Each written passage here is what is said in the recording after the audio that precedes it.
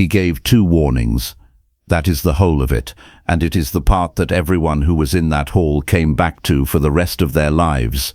Not what happened afterward, which took less than 2 seconds, but the fact that a man who could have ended the thing at any moment chose instead to stand there and count. The school was on the 2nd floor of a building on a narrow street, up a flight of wooden stairs that announced every visitor.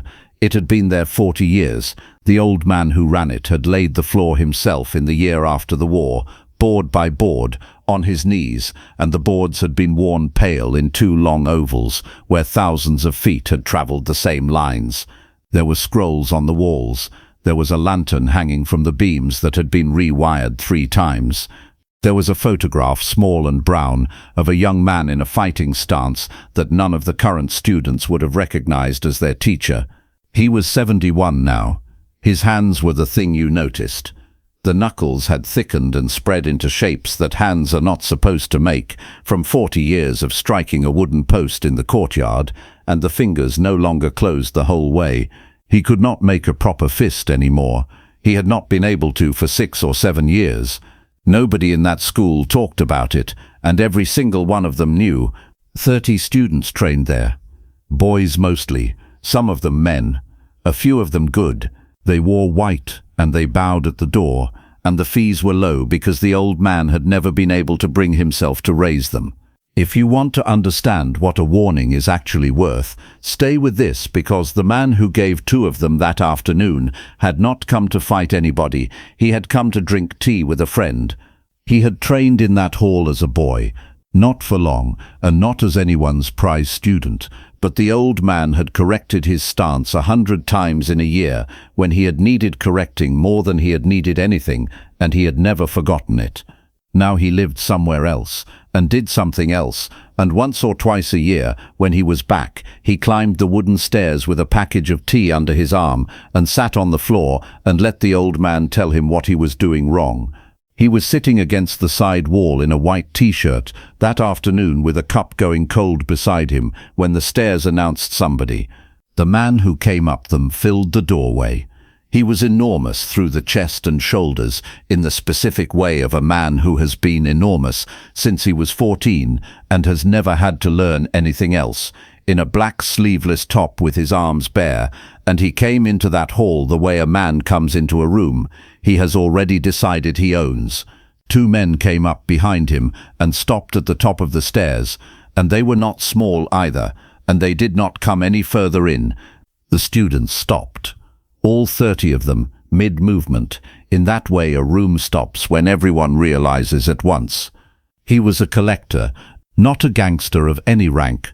A collector, the man who is sent up the stairs, and the whole of his professional value was that he was very large and had never once had to be anything else. He had been coming for 4 months. The street had been reorganized by people who did not live on it, and every business on it now paid something, and the school had paid twice, and had not paid the 3rd time because there was no 3rd payment to make. He did not shout at first. He said the old man's name, and he said a number, and he said it patiently, the way you speak to someone slow. And the old man, and this is the part the students could not bear, the part that 2 of them cried about that night. The old man stepped forward into the middle of his own floor and put his palms up and apologized. He said he was sorry. He said the fees came in slowly, and he had already reduced what he could reduce. He said please, and he said it standing in the room he had built with his own hands, in front of 30 boys who had been taught by him to stand up straight. The collector let it go on.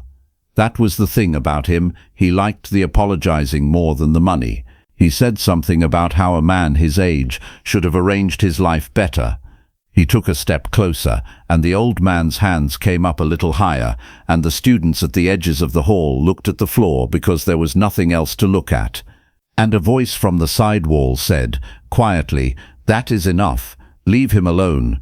The collector turned around. What he saw was a smallish man in a white t-shirt, sitting on the floor with his legs crossed and a cup of tea beside him, who had not stood up and did not look excited. He looked, if anything, tired. He said it again, in exactly the same tone. "Leave the old man alone, and go back down the stairs." Here is where the whole thing turned. and it turned on nothing anyone could see, because the collector did what men like him always do, which is to measure the room by size and find that he was the largest thing in it. He laughed. He asked whether the small man was a student. He said something about how the school must be doing well if it had grown boys defending it. The small man in the white shirt stood up. He did it the way you stand up from tea, unhurried, without a stance, hands loose. He said, "I asked you once." Then he raised one finger and held it in the air between them, at the height of his own face, not pointing, just held up, plain as a number, and he said, "This is the second time. Leave him alone." Two students said afterward that they did not understand at that moment what the finger meant, and that they understood perfectly by the end of the afternoon. He was not threatening. He was counting. He was telling a man in a room full of witnesses exactly how much room he had left, and doing it so clearly that no one could ever say later that he had not been given a chance. It was, one of them said many years later, the most polite thing he ever saw one man do to another. The collector came across the floor and took the small man by the collar with his right hand, high up near the throat, and bunched the shirt in his fist and pushed him back a half step and shouted into his face. Nobody moved, 30 students, and the old man with his ruined hands, and two more men at the top of the stairs, and the only sound in the hall was one very large man shouting from about 6 inches away at a smaller man who was looking back at him with an expression that was not fear, and was not anger, and was, if anything, a kind of patience. Here is the part worth staying for, because there was no third warning, and there was no speech. What the students saw was that the small man stepped toward him. That is all most of them ever saw. He did not pull back against the grip. He walked into it one short step, and the arm holding him, which had been extended and locked and doing exactly what an extended locked arm does, suddenly had a man standing inside it. An arm at full extension is a strut.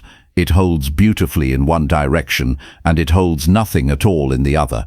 The collector's elbow, which had been straight and strong, folded because the distance it needed had just been taken away from it, and his own weight was already committed forward.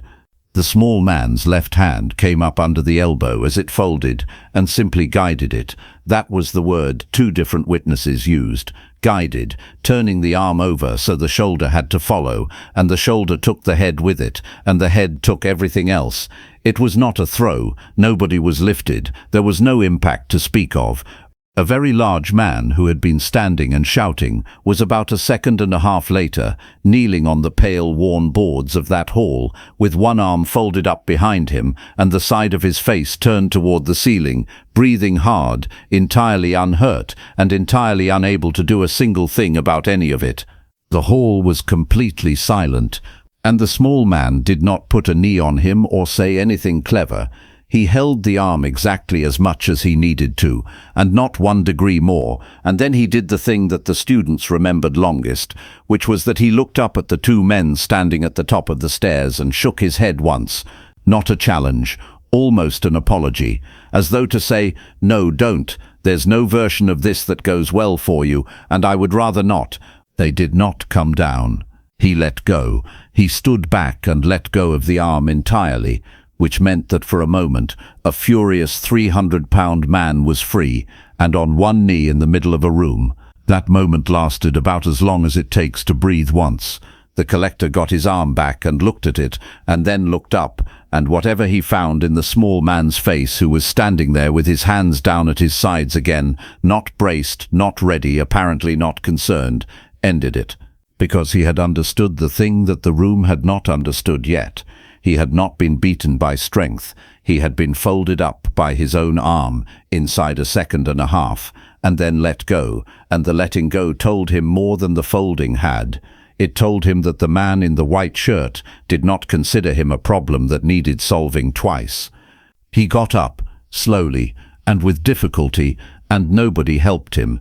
And nobody laughed, because 30 students had been taught in that hall for years by a man who did not permit laughing at people, and the training held even then. And the small man said one more thing, And it was not to the collector. He turned to the old man in the middle of the floor, who was standing exactly where he had been standing with his ruined hands still half raised, and he said loud enough for the whole hall, "Sifu, I apologize for the disturbance in your school." Then he bowed to him deeply, in front of everyone, and in front of the man on the floor. That is what broke it, not the arm. Two of the students who were there have said the same thing independently, decades apart, that they watched a very large man's face change while he was watching a small man bow to a 71-year-old with hands that could not close, and that whatever the collector had been telling himself on the way up those stairs did not survive it. He went down the stairs. His two men went ahead of him. Nobody said anything else. The street stayed reorganized. That did not change. One afternoon in one hall does not change a street. But the school was never asked for money again, and no one ever came up those stairs to ask. The old man taught for another 9 years and died at 80, and his senior student took the hall over and taught in it after that, and the boards are still pale in the same 2 ovals. And there is the other thing, which took years for anyone at the school to piece together. Beginning about 2 months after that afternoon, an envelope started arriving at the school 4 times a year. There was never a note in it. The amount was small, and it was always the same, and it was almost exactly what the fees of one student came to for a term. It came for 11 years, and then it stopped, and the year it stopped, a man in the neighborhood mentioned in passing that the big fellow who used to collect on that street had died. Nobody ever proved anything. The senior student, who by then was running the school, told the story to his own students the way he had received it, and he always finished it the same way, not with the arm and not with the envelopes. He finished it with the counting. He would hold up one finger, the way he had seen it done, and he would say, "He asked once." Then he told the man it was the 2nd time, and the students would wait for the 3rd, the way audiences always do, and he would tell them there was no 3rd, and that there had never been going to be a 3rd, and that this was the entire lesson. He would say, anybody can hit a man. Almost nobody can stand in a room with his hands down and give that man 2 clean chances to walk away. He would say that the 2 seconds afterward were nothing. Any of you could learn the 2 seconds. It was the 2 warnings that were hard.